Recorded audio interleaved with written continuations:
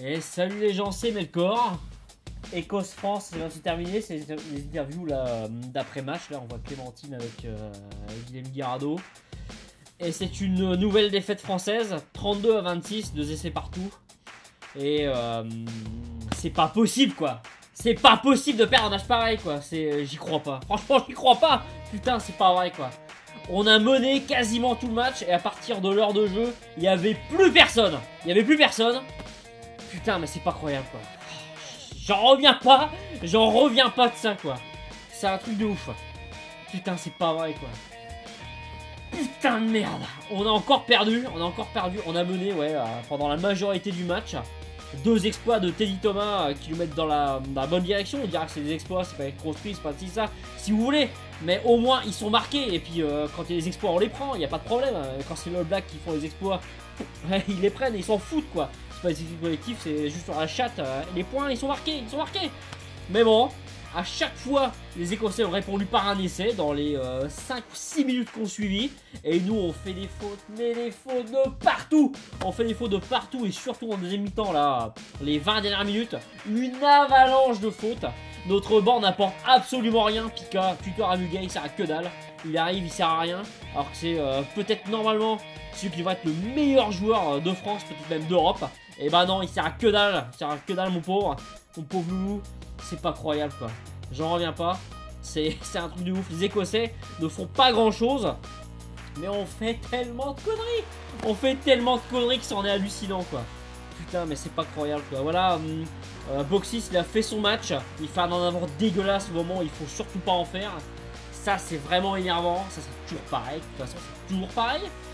En défense, on laisse passer les mecs des fois, mais on se dit, mais putain, mais comment il passe, le mec? Comment il passe? Deuxième essai. C'est sur un jeu au pied un peu raté de Palis. Et ça contre-attaque. Et j'arrive à peine à parler là, c'est quand même dingue. Et on défend, mais comme des merdes, quoi. On défend comme des merdes. C'est hallucinant, quoi. Du coup, c'est une nouvelle défaite. Alors, les Écossais, je vais quand même dire du bien des Écossais. Voilà, ils ont su répondre à chaque incartade des Français. Et ils ont été patients, ils se sont nourris de nos conneries innombrables. Et peu à peu, ils ont refait leur retard, voilà, step by step, étape par étape. Et ils finissent, voilà, avec une petite avance. Pas énorme, mais une petite avance, voilà, qui leur permet d'être victorieux. À la maison, qu'une équipe sans génie, sans trop de créativité. Finn Russell, que j'aime tant, a été nul de chez nul sur ce match. Et gagne. Voilà, leurs avants sont pas ouf. Leur charnière fait pas un travail incommensurable. Et ils sont meilleurs que nous quand même. C'est quand même un truc de ouf, quoi. Ils sont quand même meilleurs. Bon, c'est pas possible. Alors, je sais pas où on va là. Dans 2 semaines, on reçoit l'Italie. Écoutez, tout est ouvert, hein. L'Italie peut gagner. C'est à Marseille. Il y aura peut-être beaucoup d'Italiens dans les tribunes, allez savoir. Voilà, c'est super chaud quand même, hein. Super chaud. L'Écosse reçoit l'Angleterre. Si la logique est respectée, l'Écosse fera parapluie face aux Anglais, mais bon, ils sont suffisamment opportunistes, pourquoi pas. Mais voilà, nous, Français, on fait tellement de fautes. C'est pas possible, on fait un nombre de fautes incommensurable, quoi. C'est dingue sur la dernière 20 minutes, la dernière mi-temps de la deuxième mi-temps, si on veut, le dernier quart-temps du match. On fait un nombre de fautes hallucinant, quoi. À chaque rock, il y a une faute. À chaque ballon, quasiment, il y a une faute, quoi. Qu'est-ce que vous voulez que je vous dise? Je vais remettre mes lunettes parce que je vois absolument rien. Mais c'est un truc de dingue, quoi. Voilà. Donc les exploits de Teddy Thomas vont rester des exploits qui ne servent à rien. La bonne prestation, plutôt correcte, on va dire, de la charnière va rester lettre morte. Et il vaudrait mieux ne pas trop changer de choses pour le prochain match, quoi. Faut pas tout changer à chaque fois. Mais même quand c'est à notre portée, on perd, c'est ce que je vous dise. C'est hallucinant, là, c'est la Fédération française de la loose va encore pouvoir faire ses gorges chaudes de ce match. Mais collègues de travail et connaissances qui regardent du rugby une fois par an, on pourra encore se foutre de ma gueule. C'est formidable, je vous parle, c'est génial. C'est un truc de ouf, hein, quand même, hein, quand on y pense. C'est un truc de ouf. C'est quand même incroyable, hein. J'ai fait que le son s'enregistre bien de ce côté-là. Ça sert juste de référence, mais bon, c'est toujours ça. Mais putain, mais... Donc pour les joueurs, Ituria, pas trop mal. Vamaina n'a pas fait trop de fautes, contrairement à la semaine dernière. J'ai bien aimé Camara, même s'il a fait des erreurs, j'ai bien aimé sa présence. Voilà. Yacouba Camara, quand même, pas trop mal. La charnière, Machno Boxis, intéressante sans plus, mais bon, pas d'énormes erreurs à relever, à part l'en avant qu'il fallait pas faire de Lionel. Lionel, mon cher Lionel, ça c'est un petit peu énervant. Bello le remplace, mais sans se mettre en valeur. Pas plus que ça de. Oui, bon, c'est la moustache. On s'en raconte dans une. Mais voilà, c'est un peu énervant. C'est un peu énervant tout ça. Palis, moyen, je vais mettre, hein, pour pas dire mauvais. Franchement, c'était pas génial. La paire de centre française, bonne, mais sans plus. En première mi-temps, surtout en deuxième, comme le reste de l'équipe, ça s'est un peu effondré. Notre pack, c'est ce que j'ai envie de dire sur notre pack, quoi. C'est bien, mais sans plus. Performance collective du pack, pas extraordinaire. C'est là aussi qu'on sent voilà, que l'équipe d'Écosse est stable depuis plusieurs années. Même le changement de sélectionneur n'a pas vraiment bouleversé cette équipe. En plus, c'est beaucoup l'équipe des Glasgow Warriors.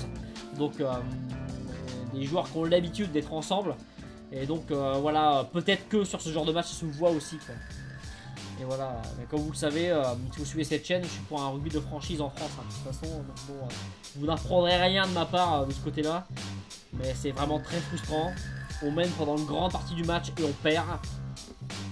Qu'est-ce que vous voulez que je vous dise? C'est effroyable, quoi. Là, je sais pas où on va, mais on y va. Hein.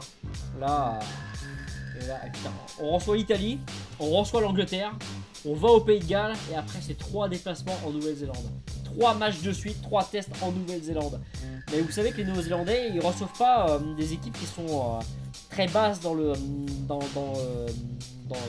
top 10, hein, ou qui sont en dehors du top 10 hein, mondial. Hein. Peut-être que c'est la dernière. Faudra en profiter, voilà. Faudra profiter de cette tournée en Nouvelle-Zélande. Si vous n'avez pas Canal+, abonnez-vous, puisque ce sera peut-être la dernière fois qu'on ira en Nouvelle-Zélande. Hein. Il n'y aura peut-être plus jamais. C'est possible. Voilà, voilà, un rugby français qui est un peu sur le déclin quand même. Hein. On peut même enlever le un peu, il est sur le déclin. Un foutu de gagner en Écosse. On verra si ça donne contre l'Italie. Mais franchement, l'optimisme n'est pas de mise. Hein. C'est terminé ça, hein, cet optimisme BA. La confiance du supporter aveugle, elle est morte hein, chez moi. Chez moi, c'est terminé. Il n'y a rien de plus important pour moi dans le rugby que l'équipe de France. Et c'est un crève-cœur de voir ça, quoi. C'est vraiment difficile. Et vous l'avez compris si vous suivez cette vidéo jusqu'au bout.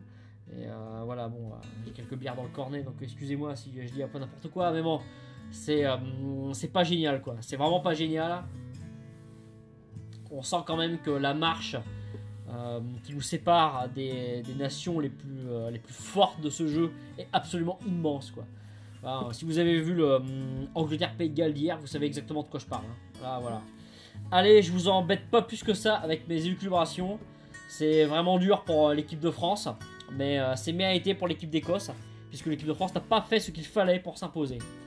Sur ce, je vous souhaite une bonne fin de week-end, une bonne fin de dimanche, une bonne semaine, même 2 semaines, puisque 2 semaines nous séparent de la prochaine manche du tournoi des 6 Nations 2018. Et gardez-vous bien et ciao, bye.